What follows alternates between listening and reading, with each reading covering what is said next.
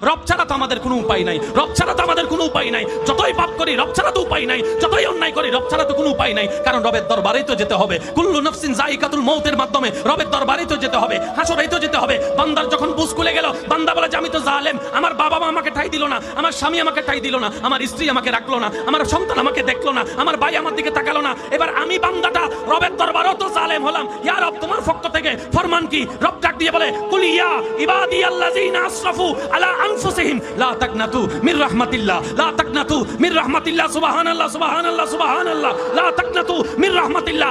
আল্লাহ পাক বলে, ও নবী, আপনি আমার বান্দাদের ভিতরে যারা নিজেদের উপর জুলুম করছে তাদেরকে ডেকে ডেকে বলে দেন, তারা যেন আমি রবের রহমত থেকে নিরাশ না হয়। রব বলে যে আমার জালেম বান্দাগুলা কই? সাথে সাথে আমরা সবাই বললাম লাব্বাইক। আল্লাহ আসি আসি আসি। আল্লাহ তুমি ডাকলা আমাদেরকে, বাবা তো ডাকে নাই, মা তো ডাকে নাই, স্বামী তো ডাকে নাই।